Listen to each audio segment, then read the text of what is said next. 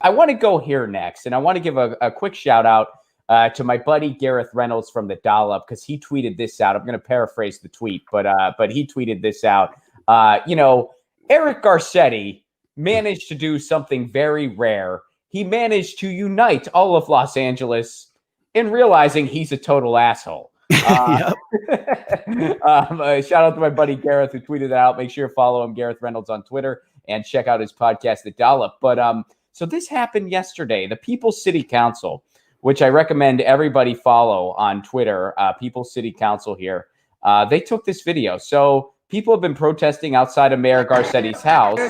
And here's what the cops did yesterday. I'm actually going to watch it with the sound off. It's a little easier to just kind of watch. But check this out. The media has been reporting this as the cops and the protesters, quote unquote, clashing. Let me know if this looks like a clash. I'm doing air quotes for everyone listening to the audio podcast later. Let me know if this looks like a clash to you. So the cops are standing on the other end. This is being filmed by a protester who's across the street. That place that they're guarding like stormtroopers is the mayor's mansion. So here they are. Here they are. Those people are holding cameras. They're not hurting anyone. Some of them, their backs are turned. And what do they do? What do they do? Is that like a clash to anyone? Wow. No. They just start beating the shit out of people. They just start beating people. They just walk across the street. People are just holding cameras. They just start beating people. And not just beating people. They're beating people that are advocating for justice. Yeah. And they're protecting a mayor who thinks he's above justice and thinks he can continue, in a city like LA that's supposed to be this kind of liberal bastion. Like, it's not. Look how this mayor is governing his city, and the police are protecting him instead of protecting our city and protecting people who are exercising their First Amendment rights, to advocate for justice. It's absolutely ridiculous. And I think it speaks to like the country we live in right now. Like, this isn't a democracy. We do not. Yeah. America is not a democracy. Like, we are an oligarchy where, democracy is a government that is of, by, and for the people. We live in an oligarchy, which is a government that is of, by, and for the ruling class. And these cops, are just protecting the ruling class right here. They're not protecting citizens. What's crazy is like we could basically apply every kind of shitty definition of something you don't want could be applied to the United States and be accurate. Like, yeah, we are an oligarchy. You could also call us a plutocracy. That makes sense too. We're a plutocracy. I think it's totally fair to call us an authoritarian theocracy. I think in many ways that's totally what we are. Like all the shitty You could ones, call us a fascist state. Totally. All the good ones though we don't get. You can't be like, oh, we're socialists. No, we're not. We're not like, oh, we're a democracy. No, nowhere close. We're not even a democratically selected republic. We're not even that. We're not even that. All the shitty ones, we can check those boxes. All the good ones, not even close. Yep. And so here's the best part about what just happened with LA's mayor, which, by the way, the cops were doing that at the behest of the mayor. He ordered them to do that after his goofy, the stay-at-home order, which I know this is maybe just like picking on semantics, but I don't know if you read that thing. I read the whole thing. They didn't actually include that you were able to go out for essential sunlight. It wasn't actually in there, but they're like, but you could, if you got to shoot a movie, that's great. If you got to film a podcast, that's fine. And if you want to go to a shopping mall, if you're going to capitalism, we're fine with it. That's great. That's totally fine. Here's the whole thing with the whole stay-at-home orders and the pandemic. I think it's really exposed just the blind predatory capitalism of America and the problem with having a government that doesn't work for the people or small businesses and just works for Wall Street and giant corporations is, if you want people to stay at home, and if we had a truly humane government that cared for its people, it would have done what most European nations did, what Canada did, is give people cash, give people $2,000 a month so they can safely stay at home for a few months, when the pandemic was really bad. So they're not at work and they're not spreading it. But what our government did is just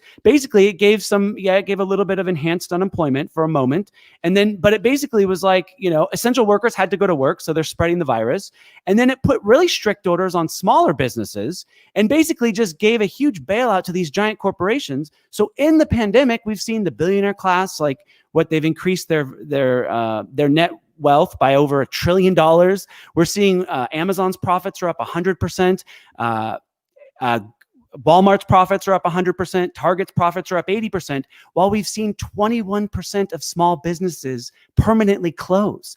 And so it's like there's two different rules, where they're telling small businesses they can't, mom and pop shops can't stay open, while Walmart's and the Amazons of the world are making record profits. And so it's all just so imbalanced, and it's going to implode. There's no balance in this kind of an economy. And there already wasn't before the pandemic, but the pandemic just kind of amplified all of this injustice and inequality. And so, if you're telling a small business that they can't work, but yet you're saying the Amazons and the big grocery stores can stay open, like, how is that fair? How is that balanced? And so that really is the problem, that the working class got screwed up in all these relief bills. Small businesses got screwed in all these relief bills, while the billionaire class and giant corporations just made out like bandits. And here we are. And now we have 40 million people who are facing eviction in the next few months. We have 50 million Americans who are going hungry. And this is just beyond cruelty. And if we don't see some real action by our government, if we don't see a relief bill that includes real help for small businesses and that includes direct cash payments, which should be $2,000 a month to every person in this country, I'm really worried about what is going to happen in the beginning of the first quarter of 2021. Oh, especially when the eviction moratoriums go away. Right. I mean, and especially in a place here like LA, I mean, so many people are just housing insecure right now. And it's like, they can't pay rent. You can't evict them yet. But what's going to happen once they can be evicted? I mean, it is nuts. And then here you see a guy, public gatherings are not permitted right now unless it's for a religious ceremony outdoors or a public protest. But if you do that latter thing, the cops are going to crack your head under his orders. Now, here's the best part. He got rewarded recently for this. Biden and Harris named 5 inaugural committee co-chairs, and guess who one of them is? Los Angeles Mayor Eric Garcetti. So Biden's leaning on him. Biden's turning to him. Meanwhile, this is what he's doing in his own city.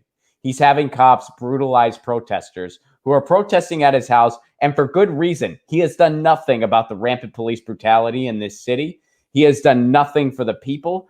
They're calling for no vacancy. He's ignoring it. And so they're protesting, and justifiably so. And he's sending cops to crack their heads. They're not doing anything. This is not a clash. A clash would be if both sides tried to physically harm each other. We just watched the video. That's not what happened. I mean, unless some of those camera phones had freaking lasers that were firing at the police.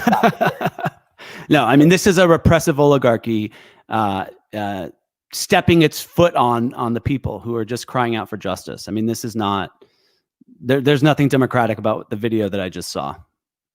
Are you for a general strike?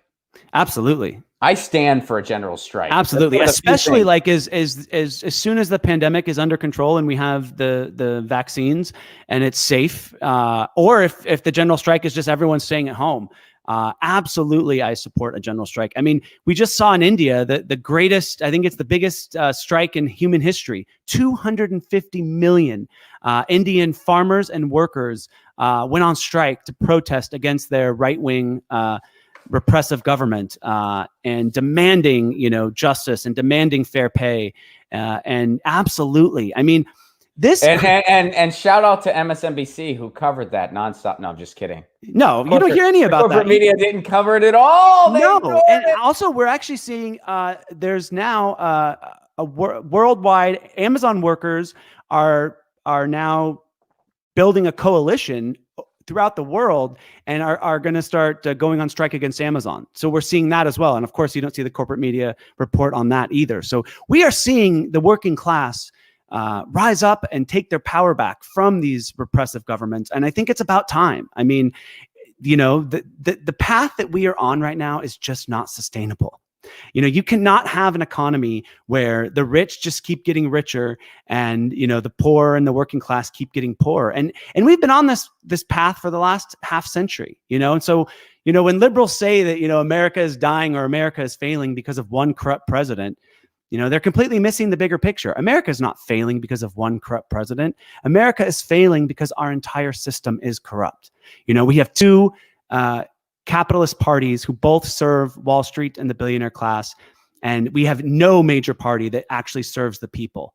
And that's really the problem. You can't have a government that just works for these giant corporations and doesn't work for the people. And we've seen now we have 3 billionaires now own more wealth than half of our entire nation combined. We have 140 million Americans who are either poor or low income. And we have 92 million Americans who are either underinsured or uninsured. So in the quote unquote richest nation on earth, we have massive levels of inequality and injustice. And if we don't treat the root causes of that, if we don't treat this blind, predatory, capitalistic system and have a new economic bill of rights, we need that kind of approach right now, kind of like what FDR did, right after the Great Depression. If we don't have that kind of signature piece of legislation that kind of renegotiates the contract between capital and labor, this country is going to implode, and it should.